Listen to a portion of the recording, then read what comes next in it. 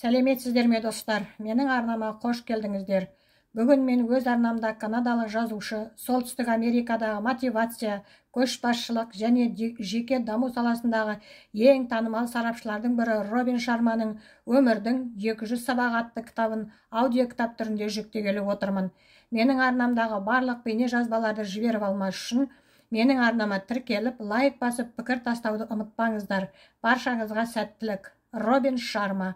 Өмірдің 200 сабағы. Бірінші, аз ұйықтаңыз. Бұл өміріңізді одан бетер толық және өнімді етеді. Көпшілік адамдарға денсаулығы үшін 6 сағаттық ұйқы жетеді. 21 күн ішінде 1 сағатқа ерте тұруға тырысыңыз. Ақыры бұл әдетке айналады. Есіңізде болсын, ұйқының саны емес, сапасы маңызды. Шынымен де сізге маңызды нәрсеге пайдалы тағы 30 сағат қосылады деп есептеңіз.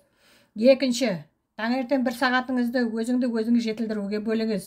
Бүгінгі күніңізді көзге елестетіңіз. Шабыттандыратын мәтіндерді, мотивациялық жазбаларды немесе ұлы кітаптарды оқыңыз. Әрбір тыныш уақытты барынша тиімді пайдаланып, бүгінгі қарбалас кезеңге дайындалыңыз. Аптасына 1 рет күннің шығуын немесе батуын бақылаңыз. Таза ауада серуендеңіз. Күнді жақсы бастау өзіңді жаңартудың өте тиімді жолы. Үшінші, майда-шүйде емес, маңызды нәрселерге көңіл бөліңіз. Өзіңізден мынаны сұраңыз: мен өз уақытымды және қайраттылығымды барынша тиімді пайдаланып жүрмін бе? Уақытты басқару, өмірді басқару. Сондықтан өзіңіздің уақытыңызды тиімсіз жұмсалуына немқұрайлы қарамаңыз. Төртінші, ойыңызды өмірдің тек жақсы элементтерін жию үшін резеңке бауы атты әдісті қолданыңыз. Білегіңізге резеңке бауын тағып алыңыз. Басыңызға жаман ойлар келгенде қолыңыздағы резеңкені тартып қалыңыз. Сіздің миыңыз ауырсынуды теріс ойлаумен байланыстыра бастайды және жақын арада сізде күшті позитивті ойлар қалыптасады. Бесінші, әрқашан телефон қоңырауына ерекше ынтамен жауап беріңіз және сол арқылы қоңырау шалушыға құрмет көрсетесіз. Телефонда жақсы жауап беру өте маңызды. Қоңырау шалушыға өз беделіңіз туралы түсінік беру үшін орныңыздан тұрыңыз. Бұл сіздің даусыңызға сенімділік қосады. Алтыншы, күні бойы біздің ойымызды жақсы идеялар мен шабыттар аралайды. Өзіңіздің ойларыңызды жазып қою үшін әмияныңызға карточкалар және қалам салып қоюды ұмытпаңыз. Үйге келгенде осы карточкаларды көрінетін жерге қойып қарап шығыңыз. Оливер Вендел Холмс атап өткендей, жаңа идея арқылы кеңейген адам санасы ешқашан бұрынғы өлшеміне оралмайды. Жетінші, жексенбілік кешті өзіңізге арнаңыз және бұл әдетті қатаң ұстаныңыз. Осы уақытты келер аптаның жоспарлау, күтілетін кездесулерді елестету, осы кездесулерде не мақсатқа жеткіңіз келетінін ойлану, жаңа мәліметтер мен кітаптарды оқу, баяу музыканы тыңдап тынығу үшін арнаңыз. Бұл уақыт келесі аптада жинақы, мотивацияланған және тиімді болуыңызға көмегін тигізеді. Сегізінші, мына қағиданы есте сақтаңыз. Өміріңіздің сапасы – бұл қарым-қатынасыңыздың сапасы. Ол деген достарыңызбен, ең бастысы өзіңізбен қарым-қатынас. Егер сіз пайдалы нәрселер іздесеңіз, онда оған жетесіз. Бұл табиғаттың заңдылығы. Тоғызыншы, нәтиже емес, мақсатқа назар аударыңыз. Басқаша айтқанда, бұл әрекетті орындау сізге ұнайтындықтан, немесе ол басқа біреуге көмегі тиетіндіктен, немесе бұл құнды жаттығу болғандықтан жасаңыз. Мұны ақша немесе тану үшін жасамаңыз. Ол өз-өзінен келеді. Бұл әлем заңы. 10-шы, күніне 5 минут айнаға қарап күліңіз. Осылай Стив Мартин істейтін. Күлкі мүшеңіздегі көптеген пайдалы элементтерді іске қосады. Сонымен қатар күлкі ағзаға теңгерімділік қалпын қайтарады. Күлкі терапия көптеген дерттерді емдеп, өмірлік проблемалардан құтқарады. 4 жастағы бала күніне шамамен 500 рет күлсе, ал ересек адам 15 рет қана қинала күледі екен. Күлу әдетін қайта жаңғыртыңыз, сонда сіздің өміріңіз жанданады. 11-ші, кешкісін кітап оқығанда майшам жағып қойыңыз. Бұл денеңізді босаңсытып, керемет атмосфера қалыптастырады.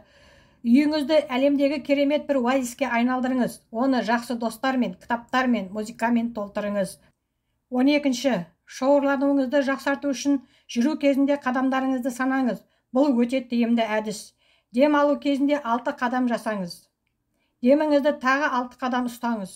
Содан кейін келесі 6 қадамда дем шығарыңыз. 6 қадам сізге тым көп болса, оны ыңғайлы жылдамдықпен орындаңыз. Бұл жаттығудан кейін сіз өзіңізді сергек және ішкі тыныштықты сезінесіз. Адамдар өз саналарын керексіз ойлармен толтыруға мүмкіндік береді. Өз қабілеттерінің шыңында жұмыс істейтін адамдар маңызды және сабырлы ақыл күшті бағалайды. 13. Тиімді медитация жасауды үйреніңіз. Ақыл табиғатынан бір тақырыптан екіншісіне ауыса беретін нағыз шулы машина. Бір нәрсеге жеткіңіз келсе, өз ақылыңызды тәртіпке салу керек. Таңертең және кешке 20 минутта медитация жүргізсеңіз, нәтижесі таңғажайып болады. Егер сіз мұны 6 ай бойы жүйелі түрде жасасаңыз. Шығыстың білімді данышпандары медитацияның көптеген артықшылықтарын 5000 жылдан астам уақыт бойы насихаттап келеді. 14. Байсалды болыңыз. Адам орташа есеппен айына 30 минуттан кем тыныштықта болады екен. Күніне 10 минут тыныш отырып, одан ләззат алуды бастаңыз. Жай ғана сізге өміріңізде не нәрсе маңызды, сол туралы ойланыңыз. Миссияңыз туралы ойланыңыз. Тыныштық нағыз алтын. 15. Ерік жігеріңізді жетілдіріңіз. Міне, ерік жігеріңізді нығайтуға және күшті адам болуға көмектесетін бірнеше идеялар. Желге қозғалған қағаздай ойыңды жан-жаққа жүгіртпеңіз. Оны үнемі назарда ұстау үшін жұмыс жасаңыз. Егер сіз бірдеңе істеп жатсаңыз, басқа ештеңе туралы ойламаңыз. Жұмысқа барғанда, үйден кеңсеге дейінгі қадамдарды санаңыз. Бұл оңай емес, бірақ сіздің санаңыз көп ұзамай сіздің бақылауыңызда екенін түсінеді. Керісінше емес. Ақырында сіздің ойыңыз бұрышта тұрған майшамның жалыны сияқты тыныш болу керек. Сіздің ақыл ойыңыз бұлшықет тәрізді. Алдымен сіз оны жаттықтыруыңыз керек. Содан кейін ғана оны алға жылжытыңыз. Сонда ол күшейеді. Бұл бастапқыда ауыр болуы мүмкін, бірақ жақсарту сөзсіз келеді және сіздің мінезіңізге оң әсер етеді. Егер қарныңыз ашса, келесі тамаққа дейін 1 сағат күтіңіз. Қиын тапсырмамен жұмыс істеп жатқанда және сіздің ойыңыз сізді жаңа журнал алуға, тұрып үзіліс жасауға, немесе біреумен сөйлесуге итермелесе, бұны тежеуге әрекет жасаңыз. Сөйтіп, сіз сағаттар бойы шоғырланған күйде бола аласыз. Өсек айту, немесе қателескен адамдарды айыптау әдетіңізді қойыңыз. Шағымдануды доғарыңыз және өзіңізді көңілді, жігерлі және күшті адамға айналдырыңыз. Сіз басқа адамдарға үлкен әсер етесіз. Миыңызға жағымсыз ой келсе, оны бірден оңға ауыстырыңыз. Позитивті ой әрқашан теріс ойға үстемдік етеді. Ал сіздің ақыл ойыңыз әрқашан жақсы ойлауды үйрену керек. Теріс ойлау бұл жағымсыз схемалар, қайта-қайта пайда болатын процесс. Барлық шектеулерден шығыңыз және күшті, позитивті ойлаушы болыңыз. 16. Күні бойы көтеріңкі көңілді сақтаңыз. Бұл пайдалы ғана емес, керемет атмосфераны қалыптастырады. Жақында оңтүстік Америкадағы Таурипан тайпасының түн ортасында оянып, бір-біріне әзіл айту ырымы бар екені хабарланды. 17. Уақытыңызды басқарып үйреніңіз. 1 сағатта 168 сағат бар. Алға қойылған асқақ мақсаттарыңызға жету үшін жеткілікті. Өз уақытыңызды жүйелі пайдаланыңыз. Күнді жоспарлау үшін таңертең бірнеше минут қана жеткілікті. Маңызды және шұғыл емес іс-шаралар, маңызды ұзақ мерзімді нәтижелер беретін және стратегиялық жоспарлауды, қарым-қатынасты дамытудың және кәсіби білім беруді қамтитын әрекеттер. Ешқашан ең маңызды істердің артта қалуына жол бермеңіз. 18. Сіздің ой-өрісіңізді жаман көңіл күймен, наразылық айтумен жұқартатын адамдардан аулақ болыңыз. Керісінше, бірдеңе үйренуге болатын жинақы, ынталы адамдармен қарым-қатынаста болыңыз. Өмірде әркез жақсы нәтижеге жете алатындармен сөйлесу сіздің алдыңызға қойған мақсаттарыңызға жетуге ықпал жасайтын жол серік табуға көмектеседі. 19. Қазіргі заманғы ұлы физиктердің бірі Стивен Хокинг біз жүздеген миллион галактикалардың бірінің шетінде орналасқан өте орташа жұлдыздан тұратын шағын планетада өмір сүреміз. Осыған байланысты сіздің проблемаларыңыз қаншалықты маңызды? Сіздер осы әлемде уақытша ғана өмір сүресіздер. Онда өміріңізді жақсы тәжірибе қалдыру үшін жұмыс істеуге арнаған дұрыс қой. Неге? Өзіңізді әлемге жақсы мирас қалдыру үшін арнамасқа. Сізде бар нәрселердің тізімін жасаңыз. Отбасыңыздың денсаулығынан бастаңыз. қай елде тұрып, қандай тамақ жейтініңізді жазыңыз. 50 пункт жазбағанша тоқтамаңыз. Аптасына 1 рет бұл тізімге қарап қойыңыз. Сол кезде өзіңіздің қаншалықты бай екеніңізді көресіз. 20-ші, сіздің өмірде миссияңыз болуы керек. Бұл сіздің өміріңіздің соңында қай бағытта қозғалатыныңызды және қайда болғыңыз келетін анықтайтын принциптер жиынтығы. Миссия сіздің құндылықтарыңызды қамтиды. Бұл сіздің армандарыңыздың жолында ұстап тұратын жеке шамшырағыңыз. Айына 1 рет бірнеше сағатыңызды бөліп, өміріңізге бағыт-бағдар беретін 5-10 қағиданы жазып алыңыз және әрқашан назарыңызды шоғырландырыңыз. Үнемі басқаларға қызмет ету, жақсы азамат болу, бай болу, немесе күшті көшбасшы болу мысал бола алады.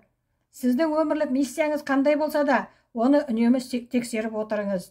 Одан кейін келеңсіз жағдай орын алса, немесе біреу сізді жолыңыздан қайтарғысы келсе, сіз таңдаған жолыңызға тез ораласыз. 21-ші, сіздің рұқсатыңызсыз сізді ешкім ренжітіп балағаттай алмайды. Табысқа жетудің алтын кілттерінің бірі алдыңызда көлденең жататын жағдайды түсіндіре білуіңіз болып табылады.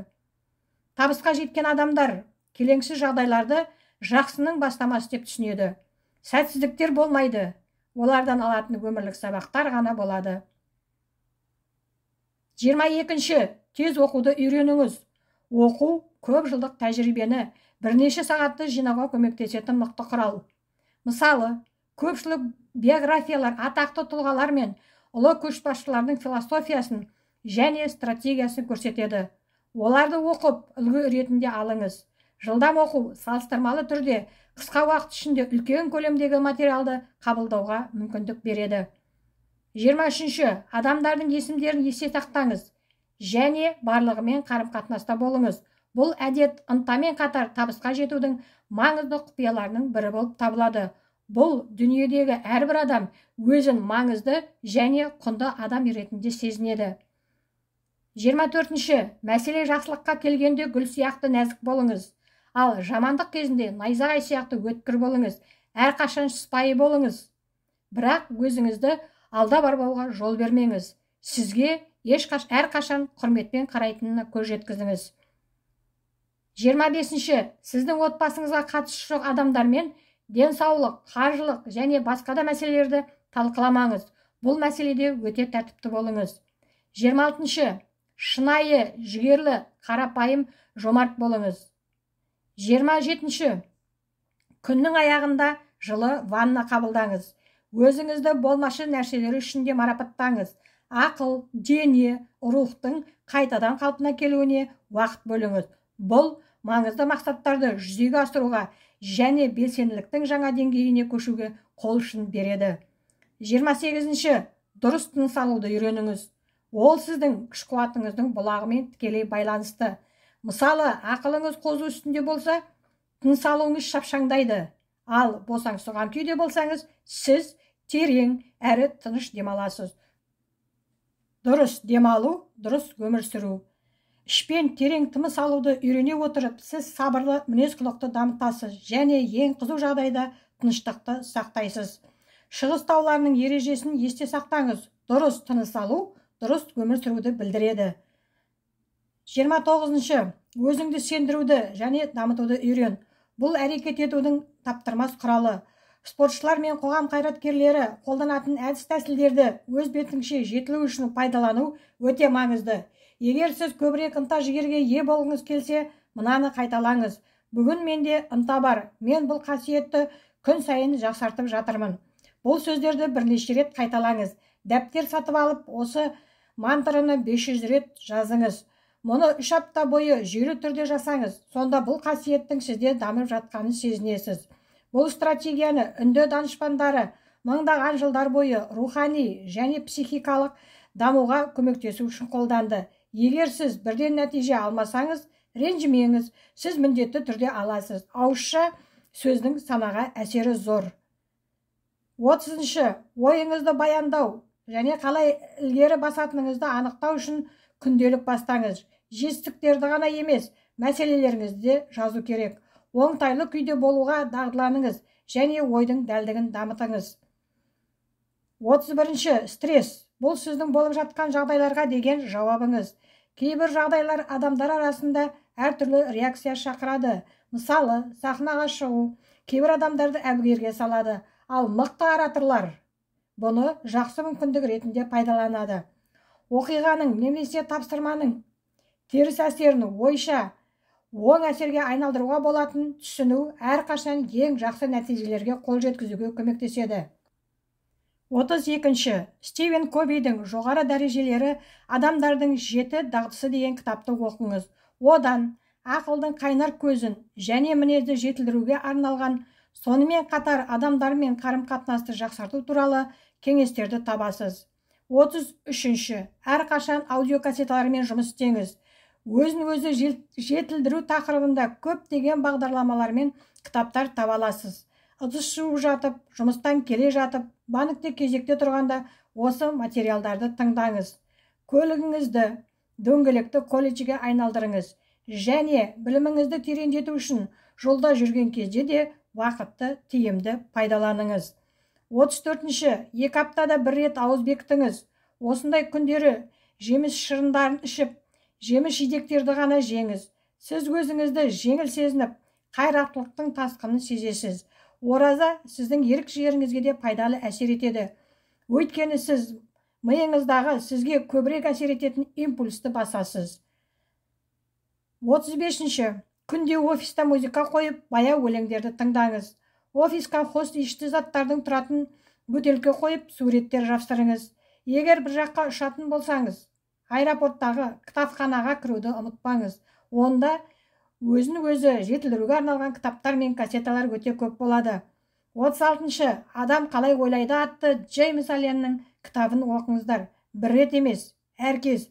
Бұл кітап бақытты өмір сүруге арналған дана сөздерге толы. 37-ші есіңізде болсын, кешіре білу қабілеті аз ғана адамдарға берілетін адамгершілік. Кешірімді болу ақыл тыныштығын сақтау үшін өте маңызды. Кешірімді болу әсіресе кейін жағдайларда пайдалы. Егер сіз кешірімді болғыңыз келсе, кешіру бұлшықеттеріңізді үнемі қолданыңыз. Сол кезде кішігірім ренжітулер мен ескертулер сізге әсер етпейді және сіздің санаңыз ештеңе қабылдамайды. 38-ші тостағанды босатыңыз. Толы тостағанға ештеңе сыймайды. Сол сияқты оқудың керегі жоқ деп ойлаған адам тез қарайып алдыға жылжи алмайды. Оқуды шынайы тұлғаның сипаты және болып жатқан нәрселерге үйрену мүмкіндігі ретінде қараңыз. Ұстаздың да ұстазы бар. 39-ші 2 минуттық ақыл шоғырлануды шығарудағы жақсы жаттығу. Жай ғана сағаттың екінші тіліне қараңыз, ештеңе ойламаңыз. 21 күннен кейін ойыңыз бөлінбейтін болады.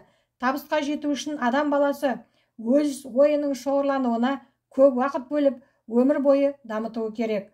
Шоғырлану бұлшықеттерін өсіруді үйреніңіз және кез келген тапсырманы орындау сізге жеңіл болады. 40-ші сөз сөйлер алдында бір тостаған жылы су ішіңіз. Рональд Рейган даусының тембрі жұмсақ болу үшін осы әдісті пайдаланған.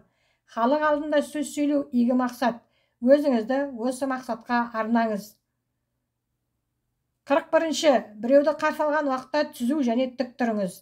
Ақылдың әлсіздігі ол бір орында тұра алмау. Ойнап тұрған көздер, үстірт демалу. 42-ші әрекетіңіз әрқашан мықты болса, сізде мықты адам боласыз. Ер жүрек болып, өзгелерді өзіңіздің әрекетіңізбен шабыттандырыңыз, бірақ әркез мұқият болыңыз. 43-ші әлем маған не істей алады деп емес, мен әлемге не істей аламын деп сұраңыз. Біреуге қызмет көрсетуді мақсат етіңіз. Бұл уақытты жұмсаудың ең игі ісі. Есте сақтаңыз, бәрі айтылып, бәрі аяқталған кезде сіздің өміріңіздің сапасы басқа адамдарға көрсеткен көмегіңізбен есептеледі. Сізді қоршаған ортаға бай мирас қалдырыңыз. 44-ші аптасына бір рет таңсәріде тұрыңыз. Бұл күннің сиқырлы уақыты. Серуендеуге шығыңыз, немесе ұзақ уақыт ыстық душ қабылдаңыз.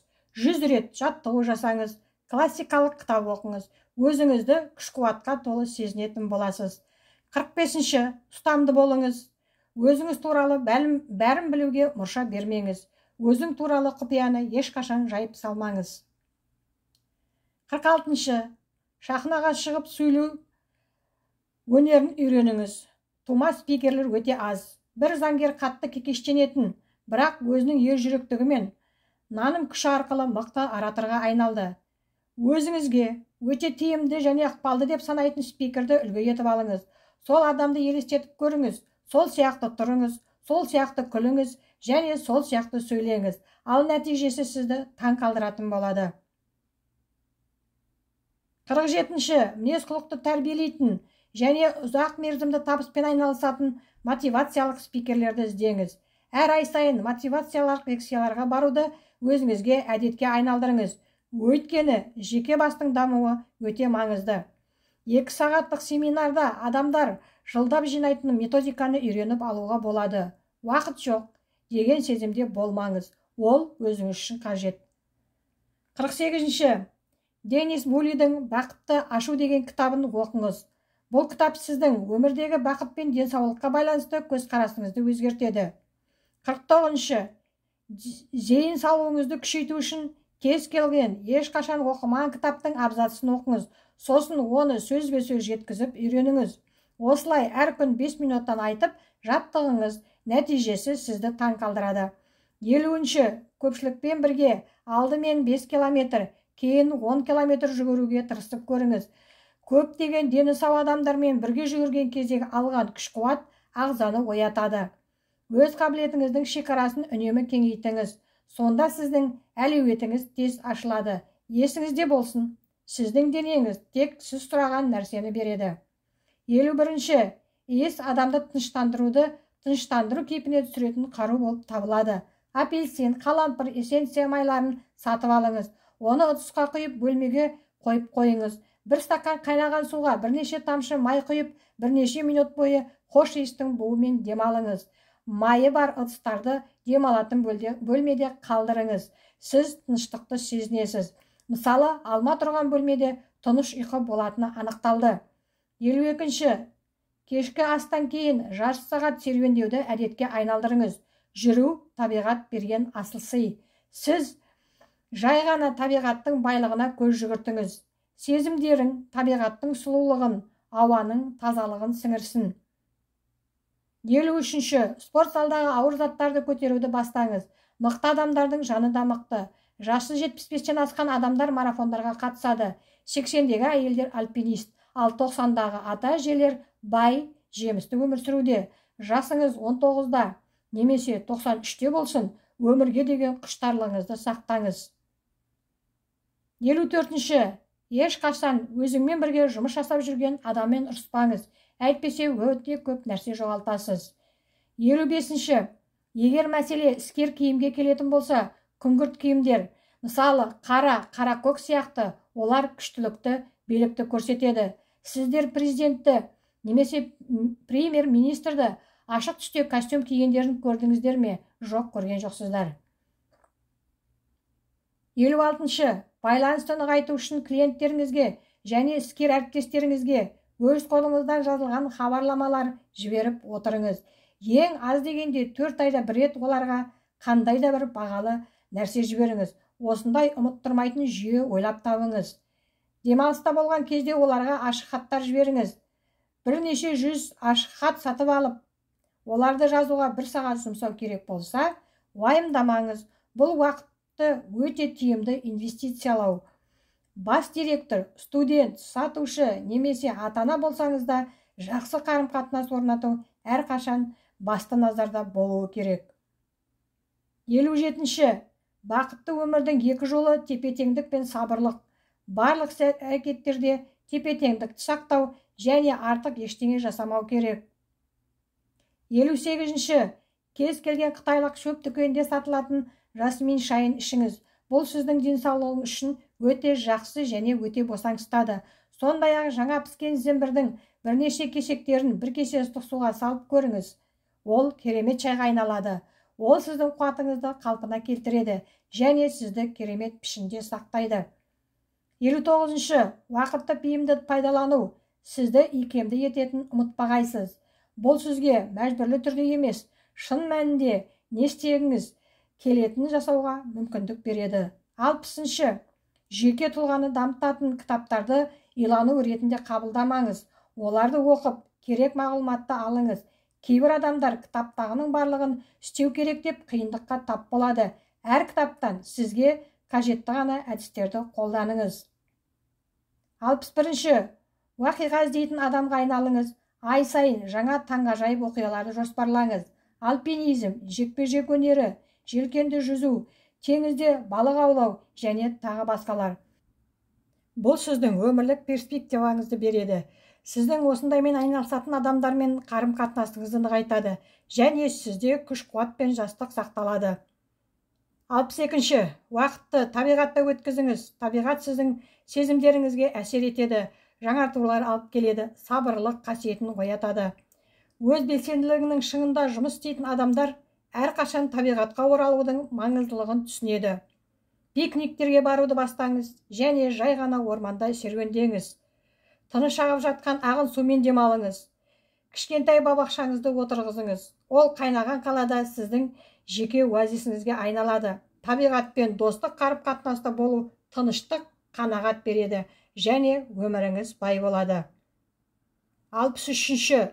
Дені саудың жаны сау деп данышпандардың айтқаны есіңізде ме? Сіздің ақыл ойыңызбен тығыз байланысты денеңізді ешқашан ұмытпаңыз. Бұл сіздің ғибадат ханаңыз. Оған ең жақсы жанармай беріңіз, күнделікті жаттығыңыз және ең құнды байлығыңызға қалай қамқорлық жасасаңыз, оған да солай қамқорлық жасаңыз. Өйткені сіздің денеңізде сондай құнды. 64. Ақылыңыздың тыныштығын бұзбау үшін мықты болыңыз. Бір атақты боксшы өте бақытсыз болатын. Одан неліктен олай деп сұрағанда, мен жаман ойларға рұқсат беріп қойдым деген екен. Қалауларыңызды шектеп, мақсатты адамға айналыңыз. Тұрақты тәжірибе бұл процесті жеңілдетеді. Сізде тіпті бір жағымсыз ой болмауы керек. 65. Ұйықтар алдында 3 сағат бұрын тамақтанбаңыз.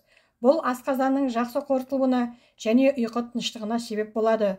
Күн сайын спортпен айналысуға және ұйықтар алдында босаңсуды ұмытпаңыз. Төсекте жұмыс жасамаңыз және сізді ойландыратын мәселелер туралы ойламаңыз. Нәзік бесік жырын тыңдаған баладай тәтті ұйқыға кетіңіз. Леонардо да Винчи айтқандай, жақсы өткізілген күн жақсы ұйқы әкеледі. 66. Абырой беделіңізді қамқорлыққа алыңыз. Егер ол жақсы болса, биікке көтеріле аласыз. Егер оған дақ түссе, кетіру қиын. Әрқашан қалай әрекет ететініңіз туралы ойланыңыз. Анаңа айтуға ұялатындай ештеңе жасама. Өмірден ләззат алыңыз, бірақ бұл ләззатқа әрқашан парасаттылық пен сақтық пен сабыр етіңіз. 67. Өзіңізді дұрыс жолға салатын тәлімгерді табыңыз. Әлемдегі барлық қателіктерді біреу жасап қойған қателік болып саналады. Біреудің тәжірибесін неге қолданып көрмеске? Ақыл парасаты бар, басқаларды ойлайтын, яғни жетілген адамды табыңыз. Сіздің тәлімгеріңіз сіздің мүдделеріңізге қамқорлық жасауы және сізден үлкен болуы керек. Кез келген адам бағаланғысы келеді. Тіпті ең жұмысбасты басшылар да өзін құрметтейтін және олардың кеңестерін бағалайтын адамға көмектесуге уақыт табады. 68. Өзіңіздің әлсіз жақтарыңыздың тізімін жасаңыз. Шынымен, өз-өзіне сенімді адам өзінің әлсіздіктерін жақсы біледі және оларды түзетуге тырысады. Есіңізде болсын, тіпті ең ұлы және ең күшті адамдардың әлсіз жақтары бар. Кейбір адамдар оларды жасыра алады. Екінші жағынан, ең жақсы қасиеттеріңізді тауып, оларды дамытыңыз. 69. Ешқашан шағым айтпаңыз. Сізді ұнамды, мықты, қайратты, ынтагер адам ретінде білсін. Наразылығын айтып қоймайтын адам, ол әрқашан жағымсыз жақтарды іздейді. Ондай адам басқаларды үркітіп, сирек табысқа жетеді. Таза психологиялық тұрғыдан алғанда, бәрі 2 рет жасалады. Алдымен санада, содан кейін шындықта. Позитивтерге көп назар аударыңыз. Рухани тұрғыдан мықты болыңыз. Сонда сізге ештеңе табысқа жету жолында кедергі бола алмайды. Не қалайтыныңызды елестетіп, оған қатты сеніңіз. Бұл міндетті түрде болады. 70. Достарыңыздың әлсіздіктерін кешіріңіз. Егер сіз адамнан кемшіліктер іздесеңіз, міндетті түрде табасыз. Есейген адам болыңыз. Ұсақ-түйек кемшілікті есепке алмай, адам бойына жақсы қасиеттерді іздеңіз. Ол барлығында болады. Әр адамнан үйренетін нәрсе бар. Қызықты оқиға, жақсы әзіл, немесе өмірлік сабақ. Оны сіңіріп алыңыз және сіз көп нәрсені үйренесіз. Достар бақытты өмір сүру үшін өте маңызды. Әсіресе қуанышта да, қайғыда да бірге болатын жандар. Достықты және жалпы барлық қарым-қатынастарды күштірек және байыту үшін көп жұмыс жасаңыз. Достарыңызға қоңырау шалыңыз, оларға кітап немесе сыйлық ретінде ұнайтын басқа заттарды сатып алыңыз. Шаруашылық заңы адамдар арасындағы қарым-қатынасқа және өмірдің қалған бөлігіне қатысты. Сіз не ексеңіз, соны орасыз. Ал жақсы достар болу үшін алдымен өзіңіз осындай дос болуыңыз керек. 71. Мейірімді, қамқор, сыпайы болыңыз, білгір болыңыз және қай кезде ержүрек, қатал болу керектігін біліңіз. Бұл жақсы қалыптасқан мінездің белгісі және сіз міндетті түрде құрметке ие боласыз. Достықты нығайтуға үйрететін кітаптарды оқу өте пайдалы. Мұқият тыңдаушы болыңыз, адамдарға шынайы құрмет көрсетіңіз және басқа да қарым-қатынас дағдыларын шыңдаңыз. Бірақ нағыз жетістікке жету үшін өзіңізді даналық пен парасаттылыққа тәрбиелеңіз. Бұл ең маңызды қасиеттер. Тұлға психологиясының сарапшысы болыңыз және адам табиғатын анықтауды үйреніңіз. Өзіңізді пайдалануға рұқсат бермеңіз және айналаңызда не болып жатқанымен хабардар болыңыз. Ұсақ өсекті болдыртпаңыз, бұны әрбір көшбасшы жасайды. 72. Өзіңізді жоғары құзыретті, күшті, тәртіпті, сабырлы және әдепті адам ретінде ұстаңыз. Айналаңда жұмбақ адам сезімін тудырыңыз, өйткені нағыз ақылды адам ешқашан барлық карталарды жайып салмайды. Өзіңіз туралы, стратегиялар мен ұмтылыстар туралы ешкімге айтпаңыз. Әдетте әлемдегі табысқа жеткен азаматтар бірдеңе айтар алдында 3 рет ойланады. Өйткені ауыздан шыққан сөзді ешқашан ұстай алмайсыз. Әр ісіңізде қарапайымдылық көрсетіңіз. Сонда адамдар сізді табиғи дарынды ретінде көреді. Тек жақсы нәрселерді сөйлеңіз. Сонда адамдар әрқашан сізге қарай тартылатын болады. Мінезіңді жетілдіру және өмірдегі жоғары принциптерді сақтау үшін жұмыс жасаңыз. 73. Жақсы ережені есте сақтаңыз. Таныстық немқұрайлыққа келеді. Жұлдыздар әрқашан жерден биік тұрады. Жақын адамдардан басқа барлық адамдардан қашықтықты сақтаңыз. Егер адамдар көшбасшы туралы бәрін көріп білсе, ол өзінің аурасын және онымен бірге беделі мен құпиясын жоғалтады. 74. Өз уақытыңызды ұйымдастыруды үйреніңіз. Егер сіз уақытыңызды мұқият бөлсеңіз және қатаң кесте бойынша өмір сүрсеңіз, бұл сіз икемсіз адам дегенді білдірмейді. Керісінше, уақытты дұрыс пайдалану маңызды мақсаттарға жетуге мүмкіндік береді. 75. Ағымдағы оқиғалар, кітап шығарылымдары және танымал бағыттар туралы жақсы хабардар болыңыз. Көптеген жетістікке жеткен адамдар күніне 5-6 газет оқиды. Әр газетте басылғанның бәрі оқудың қажеті жоқ. Қазір не оқуды, не өткізіп жіберуді таңдауды үйреніңіз. 76. Өмірлік серікті таңдау арқылы өміріңіздегі ең басты шешімді жасайсыз. Неке сізге бақыттың, жетістіктің, қолдаудың 90%-ін береді. Сондықтан бұл таңдауға ақылмен қараңыз, асықпаңыз және сіздің шешіміңізге ешкімнің әсер етуіне жол бермеңіз. 77. Ешқашан ешкіммен жеке тұлғаны жақсартудағы жұмысыңды талқыламаңыз. Ақыл мен ұрықты дамыту стратегиясы тек сізге ғана тиесілі. Басқа адамдар өзін-өзі жетілдірудің құндылығын түсінбеуі мүмкін. Сондықтан өзіңізбен қалай жұмыс істейтініңіз туралы айтпаңыз. 78. Апталық кестеңізде демалуға уақытты жоспарлаңыз және оны қатаң ұстаныңыз. Сіз компания президентімен немесе ең жақсы клиентіңізбен кездесуге келген уақытта ештеңені жоспарлауды ойламайсыз. Сондықтан өзіңізге бөлінген уақытты неге кейінге қалдырасыз? Ой сараптау, босаңсу, қуаттану үшін бұл уақыт міндетті түрде бөлінуі керек. 79. 83% сезімді көз арқылы қабылдаймыз. Бір нәрсеге зейін салу үшін көзді жұмса, алаңдататын нәрселер ғайып болады. 80. Өз қалауыңыздың қожайыны және ар-намысыңыздың қызметшісі болыңыз. 81. Күн сайын суда жүзуді жақсы әдетке айналдырыңыз.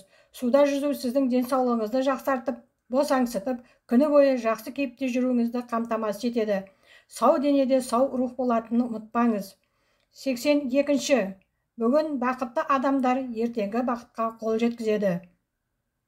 83-ші уақытты сәтті басқарудың кілті сіз жоспарлаған нәрсені жоспарлаған кезде орындау. Тек осылай ғана сіз барлық мақсаттарыңызға жетесіз және ең маңызды нәрселерге уақыт табасыз. Икемді болыңыз, өйткені тығыз тартылған садақ көп ұзамай үзіледі, бірақ жоспарланған кестеңізді орындау үшін қарапайым тәртіп қажет екенін есте сақтаңыз.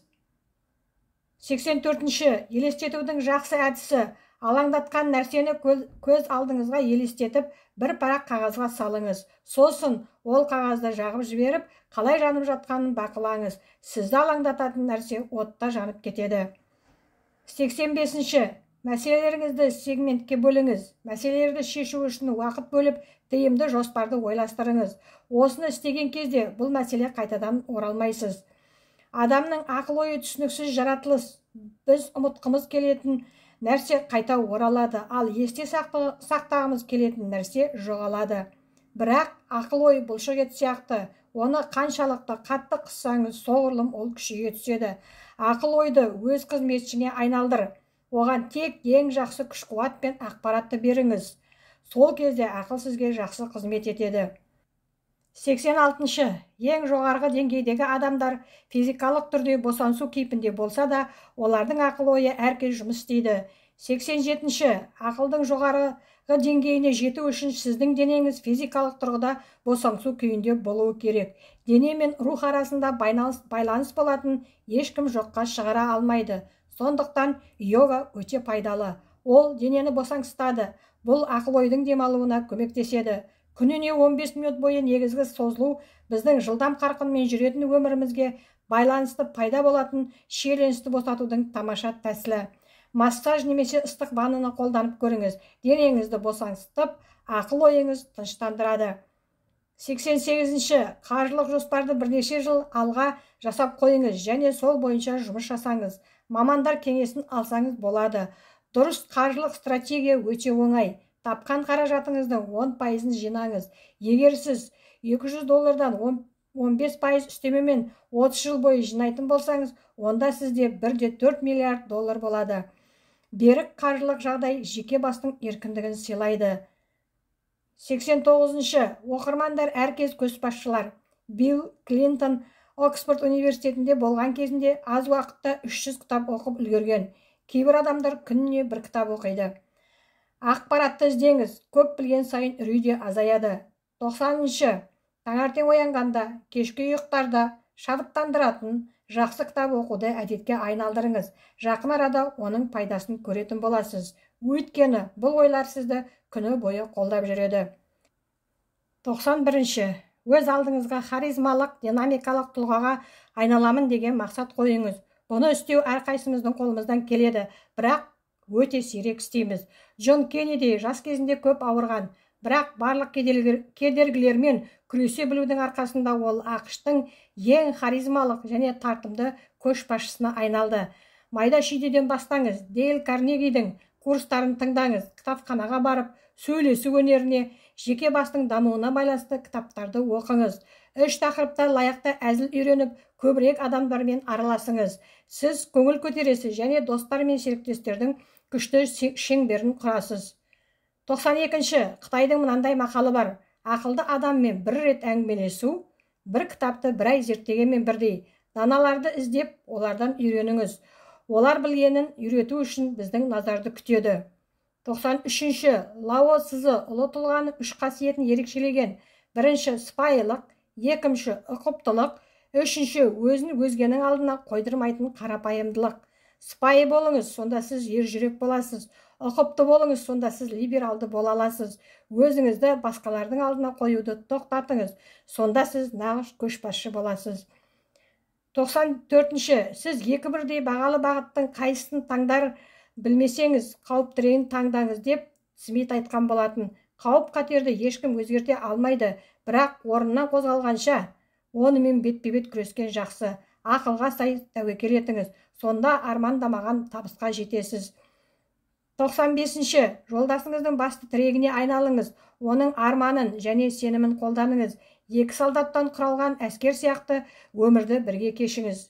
96. Сізге шабыт, мотивация сыйлайтын, сіздің мақсаттарыңызға қолдау және талпыныс бере алатын 3 адамды еске түсіріңіз. Олардың әрқайсысымен кездесу ұйымдастырыңыз. Оларды мұқият тыңдап, олармен бірге ойланыңыз.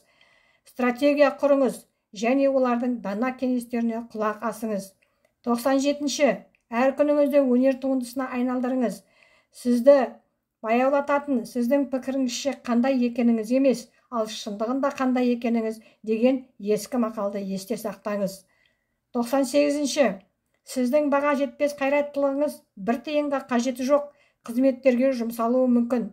Сіздің ақылыңыздың өз иелігінде 1000 бат бар деп ойлаңыз. Әркез жұмыс істеп жатқан жобадан тыс нәрселерге назарыңызды бұрғанда, яғни алаңдататын мәселелеріңіз жайлы ойлағанда 100 бат жоғалтасыз. Жақын арада сізде қайраттылық көзі бітеді. Ақылдың табиғаты сондай. Оны бақылаңыз. Сонда ұлы істердің қалай істелетінін көресіз. Өзіңізді мықты, күш иесі сезініп, қиын мәселелер оңай шешімін табады. 99. Әрекет ексең әдет орасың деген дұрыс айтылған. Сіз әдетті егіп мінезді аласыз, мінезді егіп тағдырды орасыз. Адамның болмысы оның мінезінде, сондықтан сенің мінезің ерекше, кіршіксіз, мықты болуы керек. Егер сіз оны міндетті түрде жасайтыныңызға сенімді болмасаңыз, бір нәрсені жасауға уәде бермеңіз. Шындықты айт және сөзді босқа жіберме. Кішіпейіл, тура және сабырлы болыңыз. 100. Табиғаттың басты заңдылығын ұмытпаңыз. Жақсылық жамандықты жеңеді. 101. Ізденімпаз ақыл, тұрақты мереке. Тұрақты бақыт пен тыныштыққа жету үшін ашкөздік пен материалдық құмарлықты басу керек. Қолыңызда бармен бақытты болыңыз. Сізге осы материалдық құндылықтардың барлығы қажет пе деген сұраққа жауап беріңіз.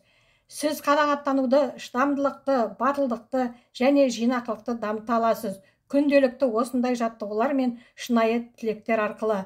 102. Әр күн сайын жаңа дос немесе таныс табыңыз. Бай қарым-қатынас толық бай өмірдің ДНК-сы. 103. Ескі үнділік мақалды ұмытпаңыз. Егер сіз өз ақылыңыздың иесі болсаңыз, онда бүкіл ғаламның да иесі боласыз. 104. Материалды құндылықтарды жинақтаудан гөрі бақыт жағдайына көбірек мән беріңіз. Өмірге деген ойластырылған талғам, әрекеттер мен ұмтылыстар арқылы тәрбиеленеді және мұқият сақталады. 105. Танымал пікірге қарамастан, стресс соншалықты жаман емес. Бұл біздің қабілеттеріміздің шегінде жұмыс істеуге мүмкіндік береді және денемізден химиялық элементтердің тасқынын шығару арқылы бізге көмектеседі. Зақым тым көп стрессті тудырады. Дәлірек айтсақ, стресстік жағдайдан шығу мүмкін емес. Стресстен шыға алмау ғана зиян әкеледі. Стресс кезеңін босаңсу және дем алыс кезеңімен байланыстыру қажет. Осының барлығын дұрыс ойлаумен және ақылдың тынығуымен үйлестіру керек. Сонда нағыз бақытқа және ұзақ өмірге қол жеткізе аламыз. 106. Күн сайын психикалық үзіліс жасауды әдетке айналдырыңыз. Мұны 2 ай бойы жасаңыз және осы демалыс кезеңдеріне маңызды кездесулер мен әрекеттер кестесін қосыңыз. Оның марапаты өте үлкен. 107. Демалу сияқты өзгерістер өте пайдалы. Жұмысты ауыстыру сияқты, немесе аптасына 3 рет 1 сағаттық демалыс жасау. Осындай болмашы өзгерістер болып тұрса, күнделікті тәртіп пен ойлау жүйесін өзгертуге өте пайдалы. Егер сіздің санаңыз секундтың 100-ден 1 бөлігіне болса да алаңдаса, сізді ауыр сабақ күтіп тұр деген. Ауыр сабақ әрқашан күшті мотиватор болған және болады. 108. Бақыттың негізі 10 іргелі ережелерін біліңіз. 1. Өнімді, қызықты және белсенді өмір сүріңіз. 2. Әр минут сайын мағыналы іс-әрекетпен айналысыңыз. 3. Ешқандай әбігерсіз, ұйымдастырылған, жоспарланған кейіптегі өмірді жасаңыз. 4. Нақты мақсаттар қойыңыз, бірақ ойыңыздағы мақсат одан да жоғары болсын. 5. Оң бағытта ойлаңыз, теріс ойлардың басым болуына жол бермеңіз. 6. Ұсақ түйектерге қатысты қажетсіз уайымнан аулақ болыңыз. 7. Көңіл көтеруге уақыт бөліңіз. 8. Өзіңіздің бойыңызда адамдарға деген шынайы сүйіспеншіліктегі жылы және ашық мінезді тұлғаны тәрбиелеңіз. 9-шы, алғаннан көрі көп беруді әдетке айналдырыңыз. 10-шы, қазіргі уақытта өмір сүруді үйреніңіз. 109-шы, қарапайымдылыққа ұмтылып, қарапайым өмір сүріңіз. 110-шы, Шарлз Ван Дореннің білімнің тарихы атты еңбегін оқыңыз. Бұл кітапта бүкіл әлемдік идеялар көрсетілген, байлықтың бүкіл білімі бар. 111-шы, Уильям Коэннің көшбасшы өнері атты кітабын оқыңыздар. Ол шабыт сыйлайды және тәжірибелік кеңес береді. 112-ші, өз бойыңызда харизма деп аталатын нәзік қасиетті дамытыңыз. Міне, харизматикалық көшбасшының қасиеттері. Жасаған ісіңізді адал жасаңыз. Жеңімпаз сияқты көрініп, жеңімпаз сияқты әрекет етіңіз. Алдыңа мақсат қоя біл, жетістікке жеткен жұлдыздардан үйреніңіз. Мақсаттарыңызға жету үшін көп жұмыс жасаңыз. Кез келген тапсырмаға дайындалып, оған жету үшін көп еңбектеніңіз. Өзіңізді жұмбақ адамға айналдырыңыз. Басқа адамдарға қызығушылық танытып, мейірімділік танытыңыз. Жақсы юмор сезіміне ие болыңыз. Мінезіңіздің күштілігімен танымал болыңыз. Қиын жағдайларда сыпайы әрекет етіңіз. Джон Кеннеди қиын шиеленіс жағдайында орташа менеджерді нағыз басшыдан ажырататын жарты адам. Ол сымбатты мінез құлық деп айтқан. 113-ші, жұмыста, махаббатта және өмірде мықты, әділетті болыңыз. 114-ші, тыңдаған сәтте сөйлемеңіз. Сөйлеп жатқан кісінің сөзін бөлу тәжірибесіздік. Зейін салып тыңдаңыз. Өте көп нәрсеге жетесіз. Өте көп адам сізден кеңес алуды мақсат етеді. 115-ші, Аристотель, кез келген адам ашулануы мүмкін. Бұл өте оңай, бірақ адамға дұрыс, қажетті деңгейде, керек уақытта, дұрыс мақсатта және дұрыс жолмен ашулану оңай емес, және әркімге беріле бермейді деген. 116-шы, білім бұл күш. Үлкен жетістіктерге жеткен адамдар міндетті түрде басқаларға қарағанда шебер немесе ақылды емес.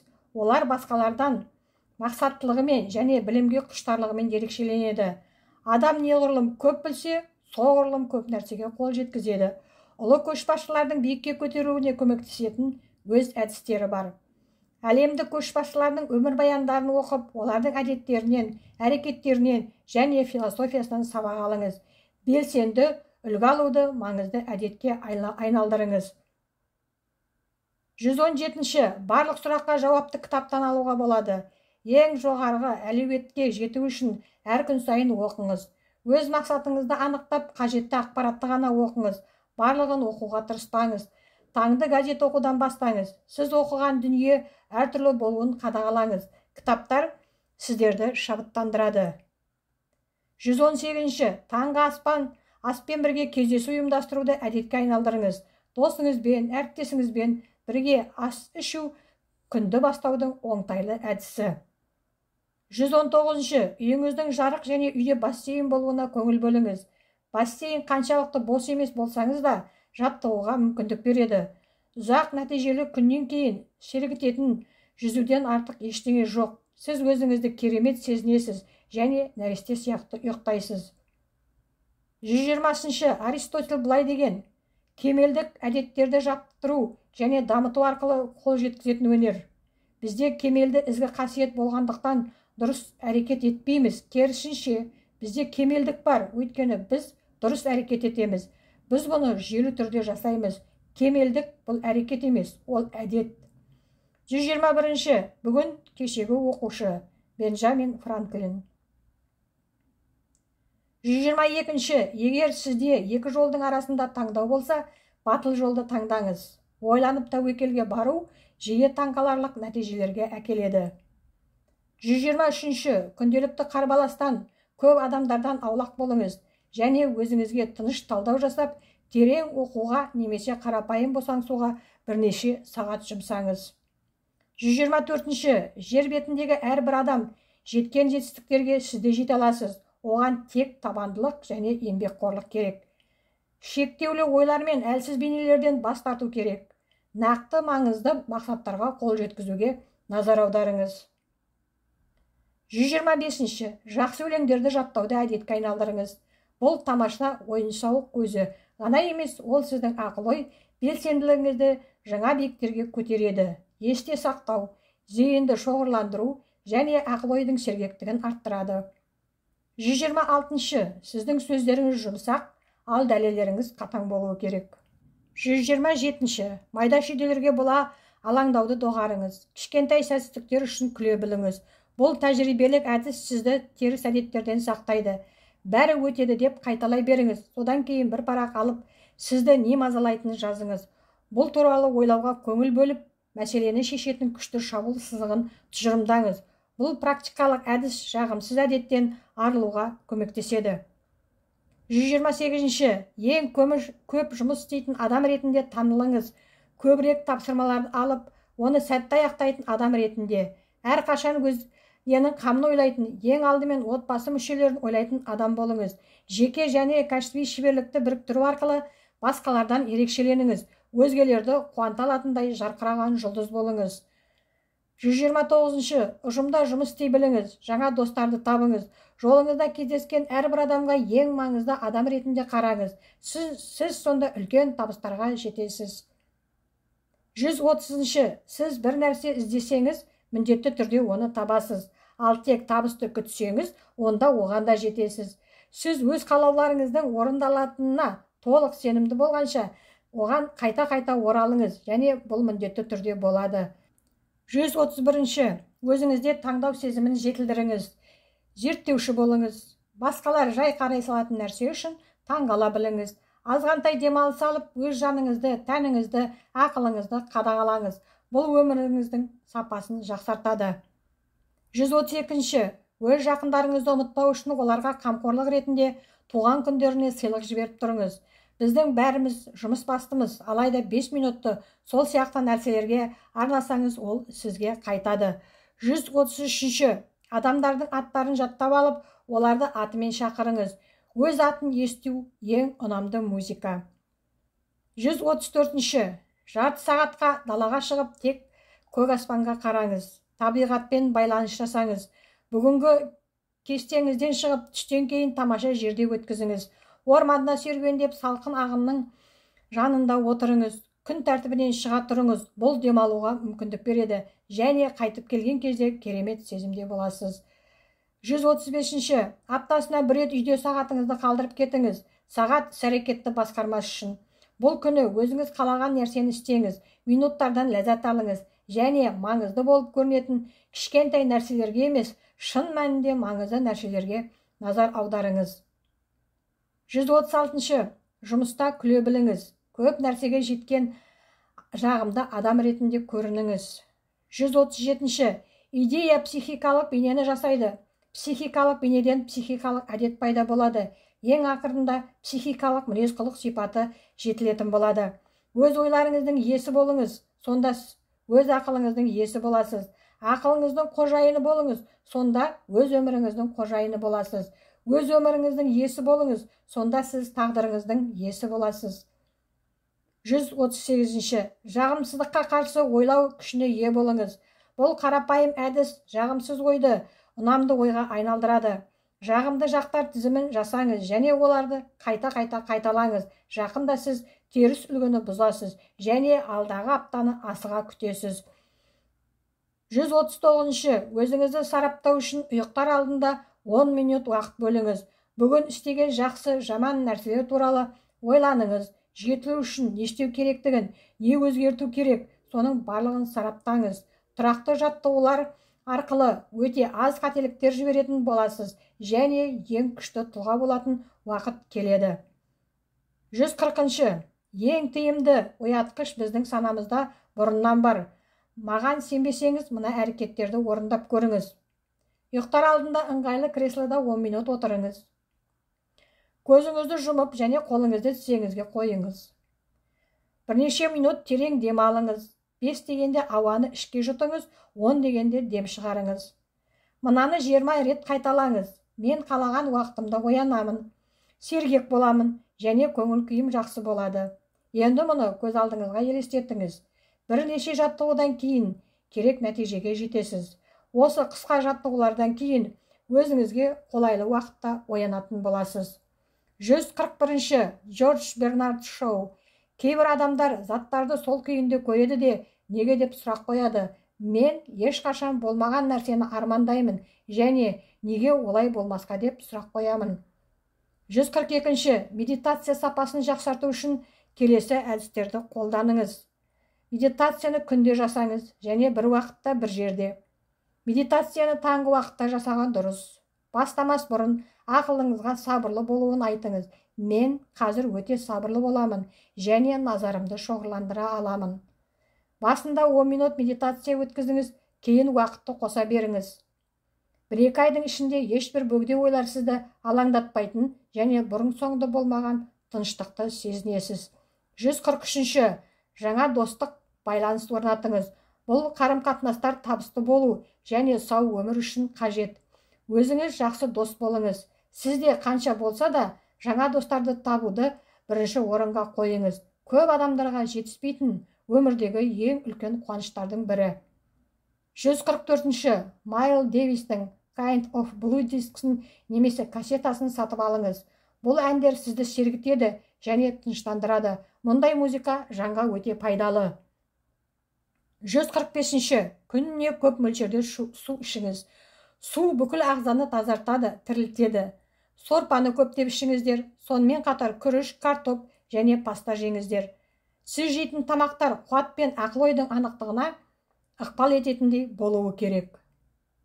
146. Өз бойыңызда нақтылықты тәрбиелеңіз.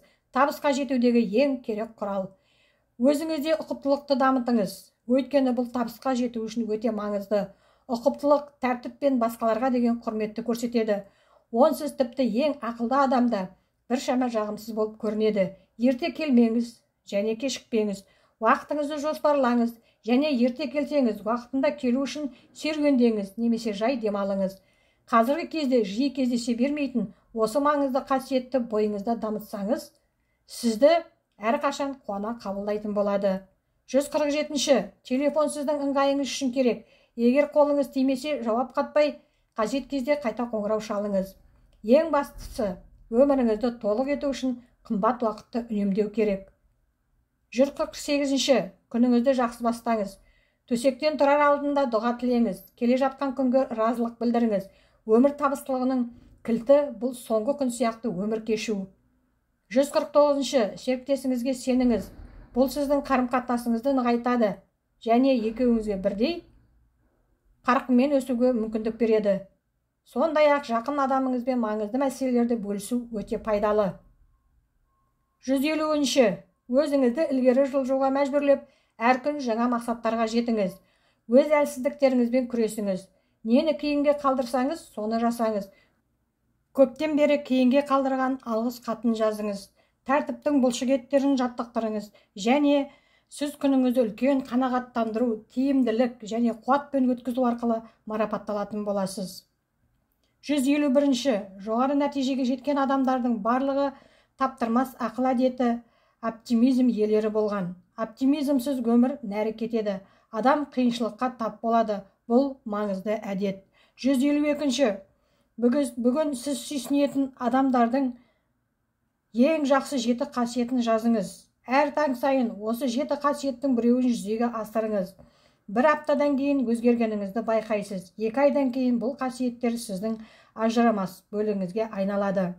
153. Сіздің таныстарыңыз қанша болса, абыройыңызда сонша болады. Сіздің өзіңіздің мінез құлқыңыз уайымдату керек. Сіздің мінез құлқыңыз мықты, берік болса, басқа жағымды нәрселер өз-өзінен келеді. 154. Өзіңізді апельсин деп санаңыз. Сыртқа іштегі ғана нәрсе шыға алады. Егер сіз тыныштық, әлемге деген дұрыс көзқарас, ерлік, біреуге аянышпен қарай алсаңыз, сізді ешқандай жағдай сындыра алмайды. 155. Біздің өміріміз мәңгілік бір сәт. Біз ғалам сахнасындағы кішкентай ғана ұшқынбыз. Кеткен кезде өзімізбен бірге ештеңе ала алмайтындықтан, біздің өмір сүруіміздің шынайы мақсаты басқаларға қызмет ету. Мұны есте сақтаңыз. Таңертең оянғанда мантраны қайталаңыз. Мен бүгін басқаларға қызмет етемін. Басқаларға қамқор боламын. Басқаларға мейірімді боламын. Егер сіз басқаларға көмектесу және өз жетістіктеріңіз туралы аз қамқорлық жасау мақсатын тынымсыз орындасаңыз, сізге марапат беріледі. 156. Жұмыста жаңалық табушы ретінде белгілі болыңыз. Келесі аптада бастығыңызға жұмыс тиімділігін жақсартатын 10 ұсынысты көрсетіңіз. Кез келген мәселені шешуге дайын идеяға толы адам ретінде белгілі болыңыз. 157. Өз-өзіңізге күле біліңіз. 158. Ақылыңыздың терезесін ашық ұстаңыз. 159. Бір күнді мен деп айтпай өткізіп көріңіз. Назарды басқаларға салыңыз. Өзгелерді тыңдаңыз. Таң қаларлық көп нәрселер естисіз, көп достарға кенелесіз. 160. Күніне 1 сағатты тек тікелей сұрақтарға жауап беріп, толық тыныштықта өткізіңіз. Бірақ мұндай жағдайларда әңгімені қажетсіз созбай, арнайы жауап беріңіз. Біз бір нәрсені қайта-қайта талқылап және қайталай береміз. Бұл ежелгі шығыс жаттығуы сіздің ерік жігеріңізді ғана емес, сонымен қатар тиімді қарым-қатынас үшін маңызды тіліңіздің анықтығы мен дәлдігін дамытады. 161. Әр күн сайын сіз ұнатпайтын шаруаларды істеңіз. Кішігірім шаруа болса да істеңіз. Сол арқылы сіздің жігеріңіз қатаяды. Ал онымен бірге өнімділігіңіз де жоғарылайды. Мінезіңді нығайту үшін осы ежелгі әдісті қолданып көріңіз.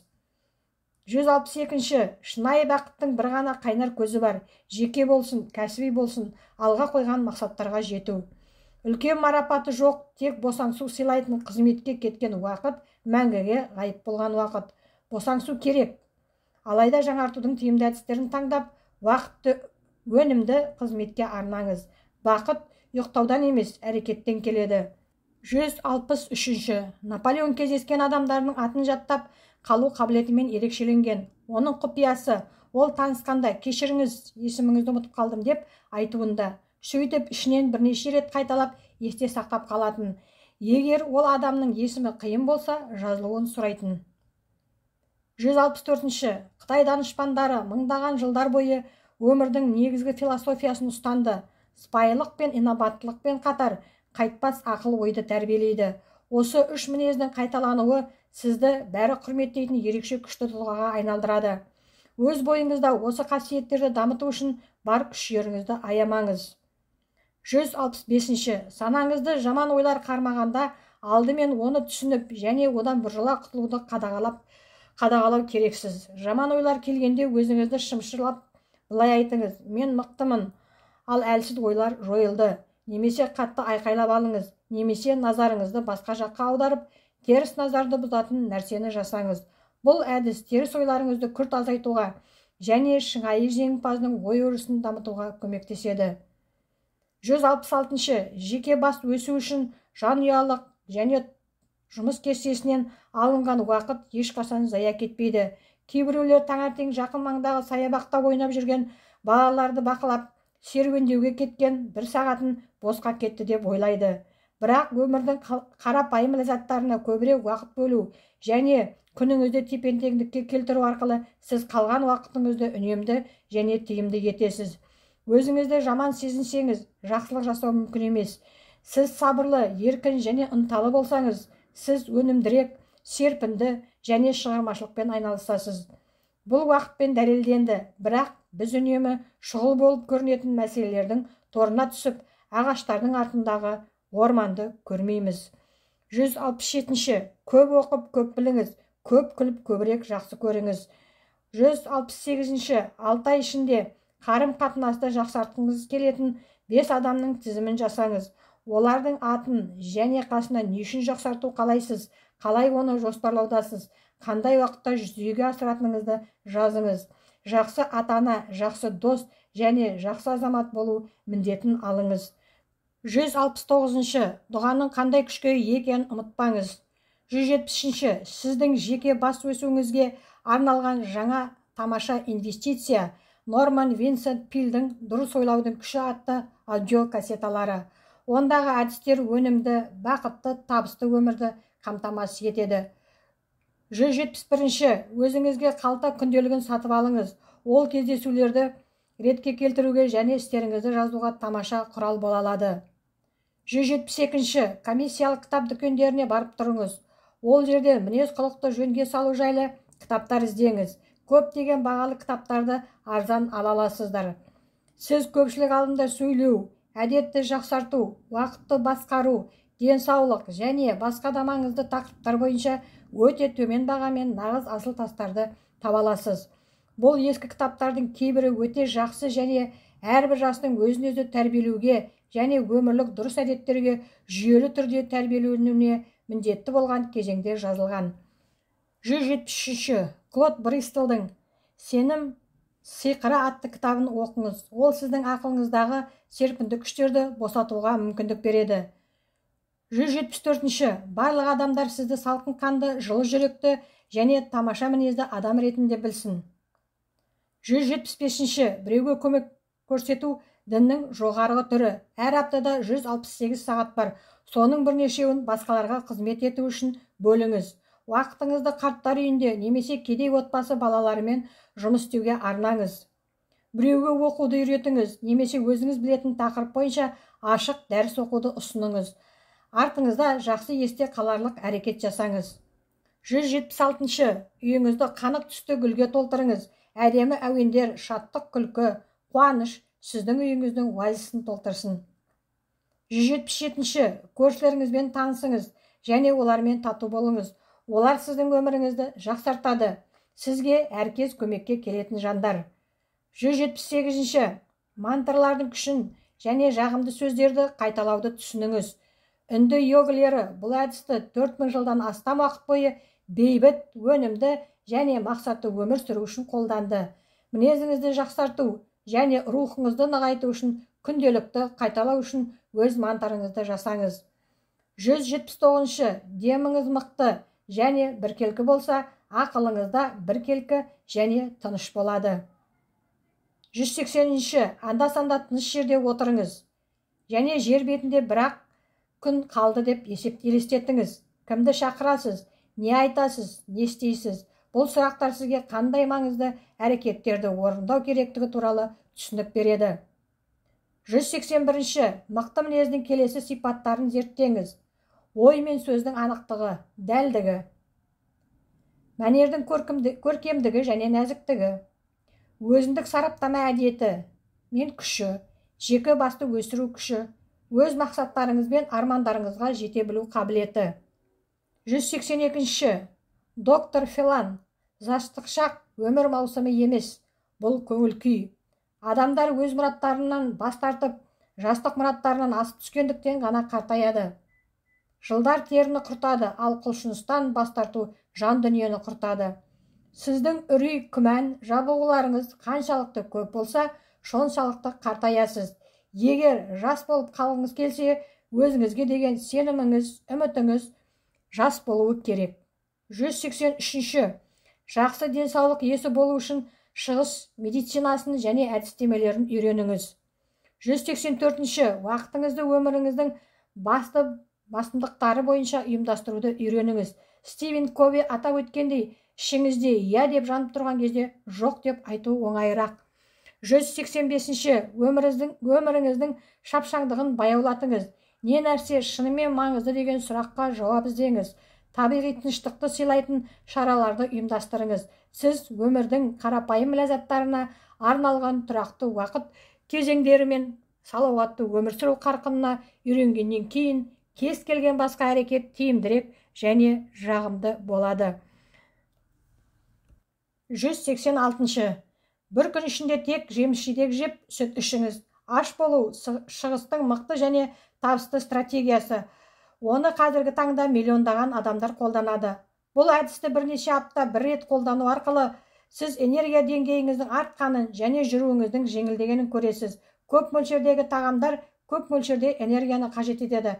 Қайта сол энергияны неғұрлым пайдалы мақсаттарға жұмсаған дұрыс. 187-ші Жұбайыңыздың күлкісін бағалаңыз және күні бойы шабыт пен жағымды ойлар алу үшін оның фотосын жұмыс үстеліңізге қойыңыз. 188-ші Егер сіз некеде болсаңыз, үйлену күнімен бірге неке сақинасының ішіне өзіңіздің және жарыңыздың бас әріптерін ойып жазыңыз. Бұл жоғалтып алған жағдайда да ұрпақтан ұрпаққа беру үшін пайдалы. 189-ші Ақыл бақ сияқты, не ексең соны орасың. Сіз оны өсіріп күтім жасасаңыз, оның гүлденуі күткеннен асып түседі. Бірақ егер сіз арам шөптердің өсуіне жол берсеңіз, онда ешқашан өз әлеуетіңізге жете алмайсыз. Нені салдыңыз, соны аласыз. 190-шы, күніне 100 рет отырып тұрыңыз. Бұл әдетті бұзбаңыз. Ол сіздің сыртқы келбетіңізді және сенімділік деңгейіңізді жақсартады. 191-ші, ең шынайы, өтірік айтпайтын адам болыңыз. Басқалардың сеніміне лайықты болыңыз. 192-ші, жердегі қалауларыңызды реттеңіз. Сонда сіз ерік жігеріңізді нығайтасыз. Материалдық нәрселерге қатты берілген адам оны тартып алған кезде бақытсыз болады. Бақытты адамдар күнделікті нәрселерден ләззат алады, бірақ оларға тәуелді емес. 193-ші, егер бүгін сіз күлмесеңіз, онда бүгін өмір сүрмедіңіз. Көп және қатты күліңіз. Джеймс айтқандай, біз бақытты болғанымыз үшін күлмейміз, күлгеніміз үшін бақыттымыз. 194-ші, Роберт Ричардсон және Катарина Тайердің харизма факторы, табиғи көшбасшылық қасиеттерін қалай жетілдіруге болады атты кітабын оқыңыз. Бұл көшбасшы болуға немесе оны келесі деңгейге көтергісі келетін адамдарға арналған тамаша кітап. 195-ші, жиі саяхаттаңыз.